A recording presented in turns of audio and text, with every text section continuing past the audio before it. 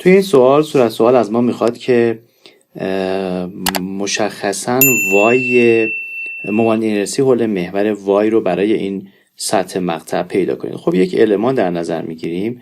المان رو به این شکل، این المان قسمت بالاش یا حد بالاش مشخص هست. حد بالاش اگر جمع بزنیم این ارتفاع هست h چهارم به اضافه 3 h چهارم، ولی حد پایینش رو بایستی معادله این سهمی رو به دست بیاریم اول تا بتونیم حد پایینش رو به دست بیاریم. خب برای پیدا کردن معادله سهمی میدونیم که معادله سهمی به این شکل هست: y برابر با a1 x2 به اضافه a2. خب نقطه اول و نقطه انتهای این سهمی رو داخل این رابطه جایگذاری میکنیم. یه نقطه x مساوی با 0، y برابر با 3h چهارم هست و در نقطه x برابر با b y برابر هست با 0. در نقطه x برابر با b y برابر با 0. خب این مقادیر رو جایگذاری میکنم توی این رابطه.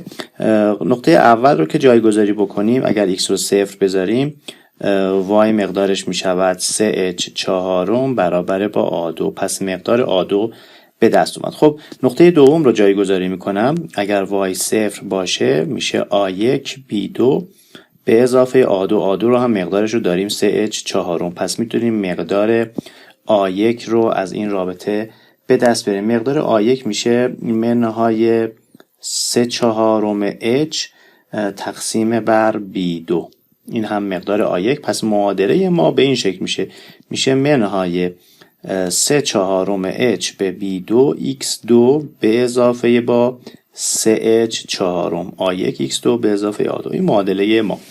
خب حالا میایم سراغ محاسبه مومانت اینرسی. y بار برابر هست با رابطه‌مون به این شکل است: انتگرال x2 دی a. انتگرال x2 دی a.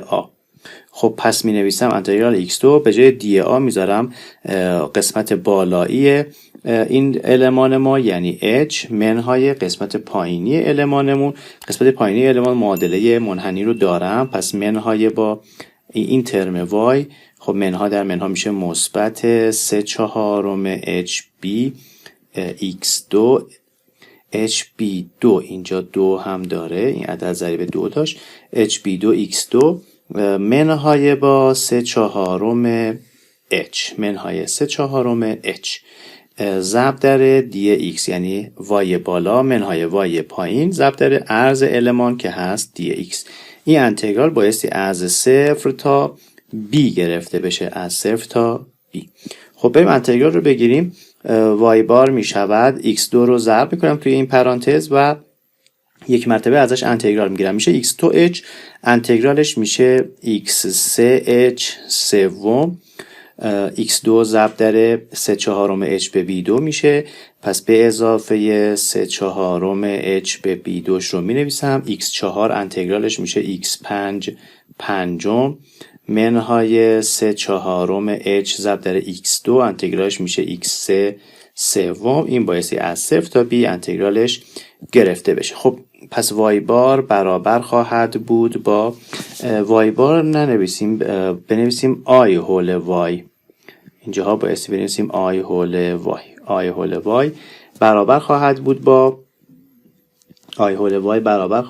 با b رو جایگذاری بکنم، میشه x3 b سوم b3 h سوم به اضافه با 3 بیستم h به b2 ضرب در b5 منهای با 3 چهارم h 3 رو هم یه مرتبه ضرب کنم منهای با 1 چهارم h b3. 0 رو هم که جایگذاری بکنیم که همه ترم ها 0 میشه. پس i حول y می شود از ترم b3 hمش فاکتور بگیریم یا hb3 فاکتور بگیریم hb3 از اولی 1 سوم میمونه.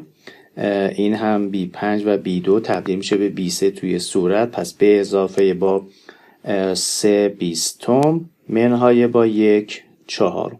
خب اگر فاکتورگیری بکنیم داخل پرانتز رو آی هول وای مقدارش به این شکل میشه 7 سیوم h B3 مقدار مومال اینرسی حول محور Y.